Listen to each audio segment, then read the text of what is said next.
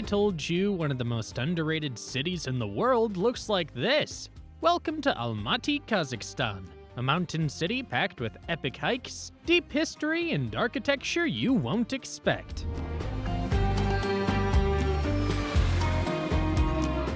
In just 2 days, we're showing you exactly what to see, where to stay, and what most tourists miss.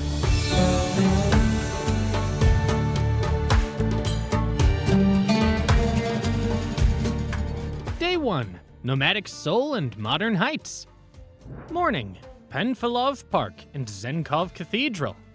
We're kicking things off in Almaty, a city where massive Soviet boulevards run straight into the base of jagged, snow-capped mountains. Panfilov Park is the perfect introduction to the local vibe, dominated by the impossible-to-miss Zenkov Cathedral. This building looks like a giant, bright yellow candy castle dropped into a forest. The architecture is a total mind-bender. It's one of the tallest wooden structures on the planet. It actually survived a city-leveling earthquake in 1911, while nearly every stone building around it crumbled to dust. Entry to the cathedral is free, but keep in mind it's an active place of worship. If you head inside to see the gold leaf icons and massive chandeliers, make sure you're dressed respectfully, shoulders and knees covered, and women usually need to wear a headscarf. As you wander through the paths, watch out for the sea of pigeons. The locals treat feeding them like a professional sport, and you'll see kids running through the flocks constantly. Insider tip. Don't miss the War Memorial, just a few minutes walk from the church. It's a massive, jagged Soviet monument featuring soldiers bursting out of a wall of black granite. It's an intense piece of history, and one of the most famous photo spots in the city. Green Bazaar.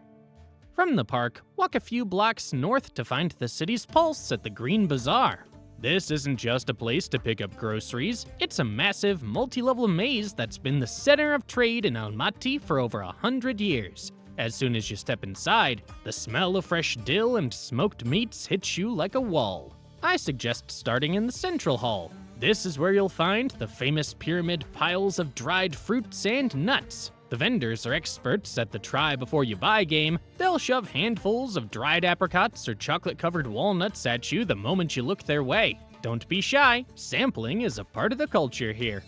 If you're feeling brave, head to the back corner of the dairy section. This is where you find kumis, which is fermented horse milk, and kurt, those hard, salty cheese balls that nomads have used for fuel for centuries. They're definitely an acquired taste, but you haven't really experienced Kazakhstan until you've tried them. Insider tip.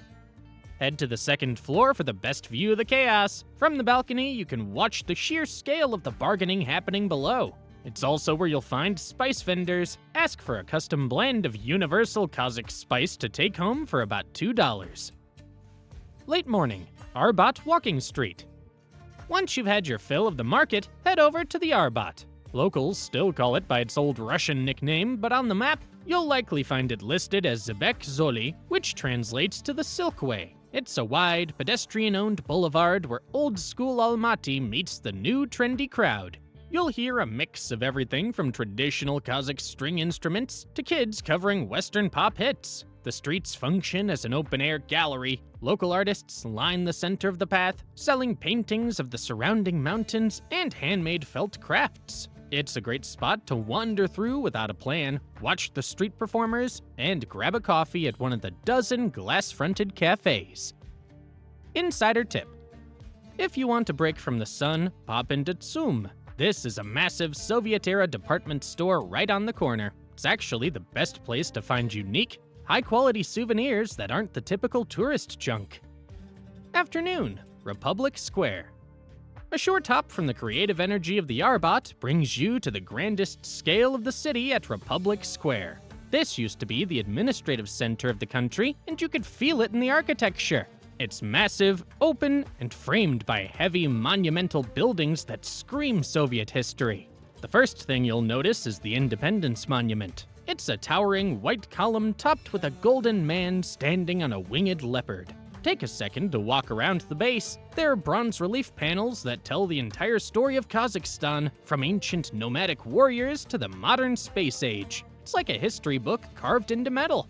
Across the street, you'll see the charred remains of the former mayor's office, a stark reminder of the city's recent political shifts. But right below the square is a total surprise, a massive underground shopping mall called ALMATY. It's a weirdly cool contrast to stand on this historic, politically charged ground and then descend into a modern glass and steel retail world.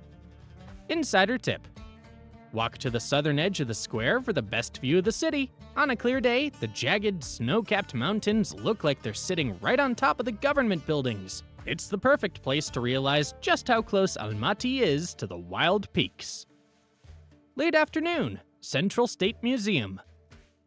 Just a few minutes from the grand scale of Republic Square is the Central State Museum.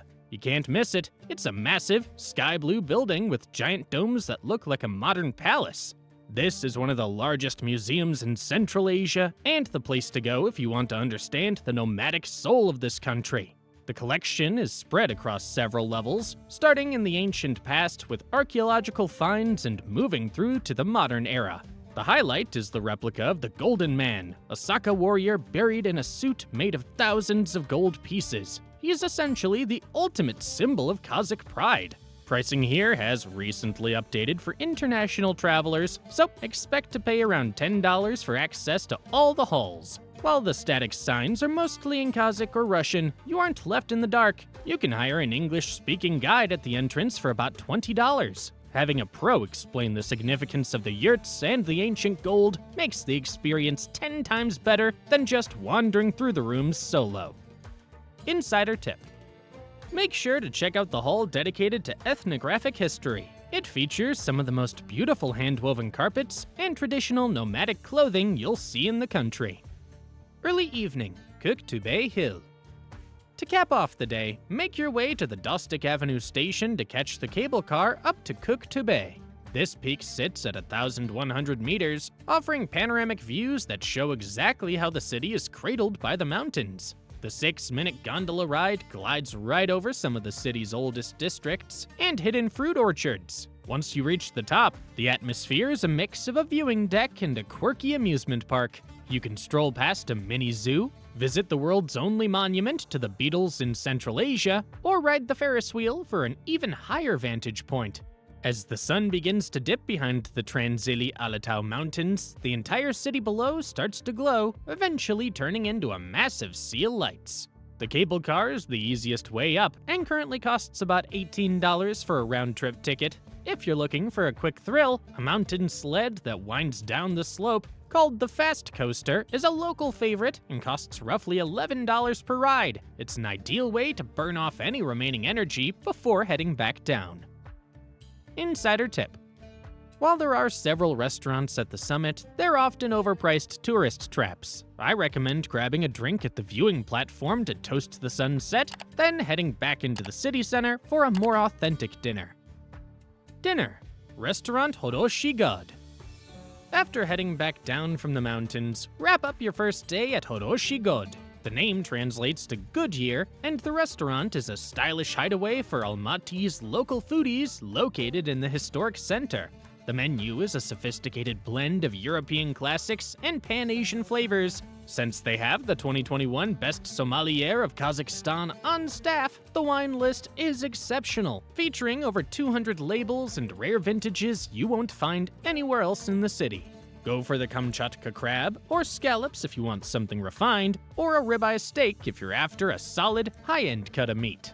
The chefs here are obsessed with technique, so even the seasonal lamb dishes feel like a modern upgrade to the local palate. Expect to spend between $35 and $55 per person for a full dinner with drinks. Day 2. Exploring the Charyn National Park. Morning, Charyn Canyon National Park. Today we're swapping the Soviet concrete for the rugged, Martian landscapes of Charyn Canyon. Located about 200 kilometers east of Almaty, this is essentially Kazakhstan's answer to the Grand Canyon, a massive 12-million-year-old scar across the steep with red rock formations that look like they belong on another planet. It's a 3 to 4 hour drive each way, so we're moving early to beat the heat. You have a few ways to pull this off, but forget about public transport. A marshrutka will just dump you on the side of a highway 10 kilometers away from the entrance, leaving you to hike through a literal desert just to reach the gate. Instead, jump on a group tour for about $35 to $50 if you're on a budget. If you want to skip the tourist bus vibe and move at your own pace, hiring a private 4x4 and guide will cost you between $170 and $250 for the day. You can also rent a car for roughly $50, but keep your eyes peeled for police speed traps. The entry fee for the park is about $2, and it's worth every cent. Once you get there, the scale is hard to wrap your head around. The canyon floor is about 200 meters deep, and the primary trail takes you through a labyrinth of towering sandstone pillars. The Valley of Castles. The first stop on your tour will be the most iconic section of the park, the Valley of Castles. As you arrive at the main parking area, you'll start at the panoramic viewpoint on the rim. From here, you can see the trail snaking 200 meters below through giant sandstone pillars that actually look like the crumbling walls of a medieval fortress. The hike down is a gentle 2.5-kilometer trail that takes about 45 minutes. As you walk deeper into the gorge, the walls seem to close in and the colors shift from bright orange to a deep, rusty red.